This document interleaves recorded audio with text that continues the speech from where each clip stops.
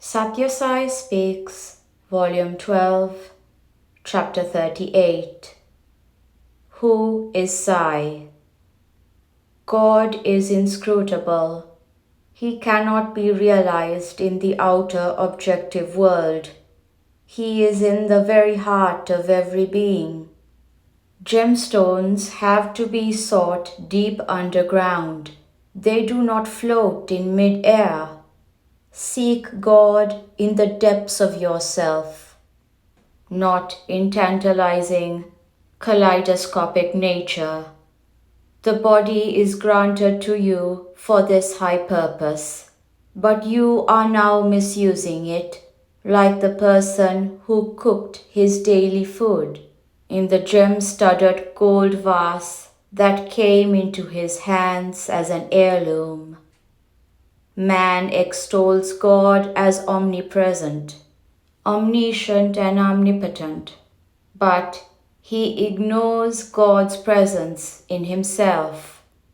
Of course, many venture to describe the attributes of God and proclaim him to be such and such, but these are but their own guesses and the reflections of their own predilections and preferences. Who can affirm that God is this or that? Who can affirm that God is not of this form or with this attribute? Each one can acquire from the vast ocean only as much as can be contained in the vessel he carries to its shore. From that quantity, they can grasp but little of that immensity. Each religion defines God within the limits it demarcates, and then claims to have grasped him, like the 7 blind men who spoke of the elephant as a pillar, a fan, a rope, or a wall, because they contacted but a part and could not comprehend the entire animal. So too, religions speak of a part and assert that its vision is full and total. There is only one religion, the religion of love.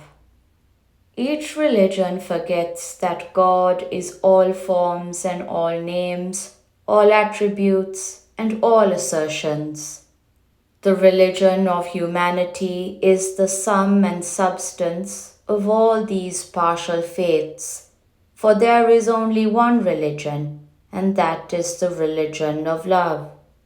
The various limbs of the elephant that seemed separate and distinct to the eyeless seekers of its truth were all fostered and activated by one single stream of blood. The various religions and faiths that feel separate and distinct are all fostered by one single stream of love. The optical sense cannot visualize the truth. It gives only false and fogged information. For example, there are many who observe my actions and start declaring that my nature is such and such. They are unable to gauge the sanctity, the majesty, and the eternal reality that is me. The power of Sai is limitless. It manifests forever. All forms of power are resident in this Sai palm. But those who profess to have understood me, the scholars, the yogis, spiritually advanced persons, the pandits, scholars, the jnanis, liberated persons, all of them are aware only of the least important, the casual, external manifestation of an infinitesimal part of that power, namely the miracles. They have not desired to contact the source of all power and all wisdom that is available here at Vrindavan. They are satisfied when they secure a chance to exhibit their book learning and parade their scholarship in Vedic lore, not realizing that the person from whom the Vedas, sacred scriptures of the Hindus, emanated is in the midst for their sake. They even ask in their pride for a few more chances. The defeats experienced by avatars are part of the Leela. This has been the case in all ages. People may be very near physically to the avatar, divine incarnation, but they live out their lives unaware of their fortune. They exaggerate the role of miracles, which is trivial when compared to my glory and majesty, just as a mosquito is in size and strength to the elephant upon which it squats. Therefore, when you speak about these miracles, I laugh within myself out of pity, that you allow yourself so easily to lose the precious awareness of my reality. My power is immeasurable. My truth is inexplicable, unfathomable. I am announcing this about me, for the need has arisen. But what I am doing now is only the gift of a visiting card. Let me tell you that emphatic declaration of the truth by avatars were made with clarity and unmistakable force, especially by Krishna. In spite of the declaration, you will notice in the career of the same Krishna that he underwent defeat in his efforts and endeavors on a few occasions. You must also note that those defeats too were part of the drama which he had planned and which he himself directed. For example, when many kings pleaded with him to avert the war with the Kauravas, he confessed that his mission to the Kaurava court for ensuring peace had failed, but he had not willed that it should succeed. He had decided that war would be waged. His mission was intended to punish the greed, the iniquity of the Kauravas, and to condemn them before the whole world. Do not crave from me trivial material objects. Now I must tell you that during this Sai avatar, there is no place for even such drama with scenes of failures and defeats. What I will must take place. What I plan must succeed. I am truth, and truth has no need to hesitate or fear or bend. Willing is superfluous for me, for my grace is ever available to devotees who have steady love and faith. Since I move freely among them, talking and singing, even intellectuals are unable to grasp my truth, my power, my glory, or my real task as avatar. I can solve any problem, however tangled and complex. I am beyond the reach of the most intensive inquiry and the most meticulous measurement. Only those who have recognized my love and experienced that love can assert that they have glimpsed my reality. For the path of love is the royal road that leads mankind to me. Do not attempt to know me through the external eyes. When you go to a temple and stand before the image of God, you pray with eyes closed, don't you? Why?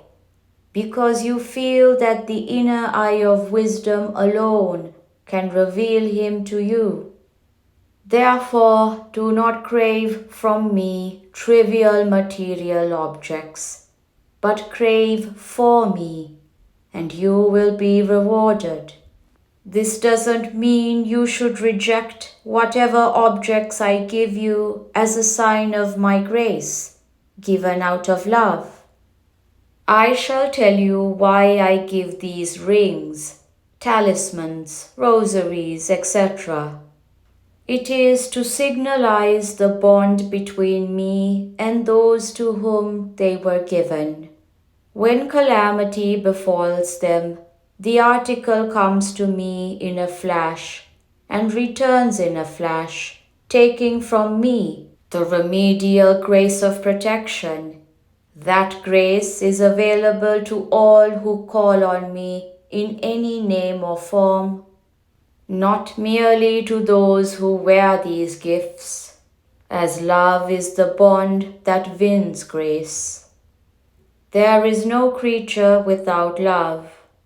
Consider the name and the meaning of Sai Baba. Sa means divine, I means mother, and Baba means father. The name indicates the divine mother and father, just as Samba Shiva, which also means the divine mother and father. Your physical parents exhibit love, but with a dose of selfishness. But this Sai, mother and father, showers affection or reprimands only for leading you towards victory in the struggle for self-realization. For this Sai has come in order to achieve the supreme task of uniting the entire mankind as one family through the bond of brotherhood, of affirming and illuminating the Atmic reality of each being, in order to reveal the divine, which is the basis on which the entire cosmos rests. Sai's mission is to instruct all to recognize the common divine heritage that binds man to man, so that man can rid himself of the animal and rise into the divine, which is his goal. I am the embodiment of love. Love is my instrument.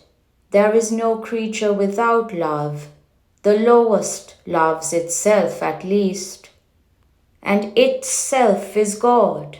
So there are no atheists, though some might dislike him or refuse him, as malarial patients dislike sweets or diabetic patients refuse to have anything to do with sweets. Those who preen themselves as atheists will one day, when their illness is gone, relish God and revere Him. I had to tell you so much about my truth, for I desire that you should contemplate on this and derive joy therefrom, so that you may be inspired to observe the disciplines laid down by me and progress towards the goal of self-realization, the realization of the Sai that shines in your hearts. Brindavan, June 19th, 1974. If you yield to Alpa Buddhi, inferior thoughts, you will be losing the Akhanda Tattva, principle of the universal. So never give ear to slander, ridicule, or praise. They are all bubbles on the surface. They are mere manipulations of words, the magic of vocabulary, the tamasha of style, the dance of phrases. Learn the means of winning grace and earning purity from those who know, the elders, the scholars who have put their learning into practice. Attachment causes pain and detachment results in joy.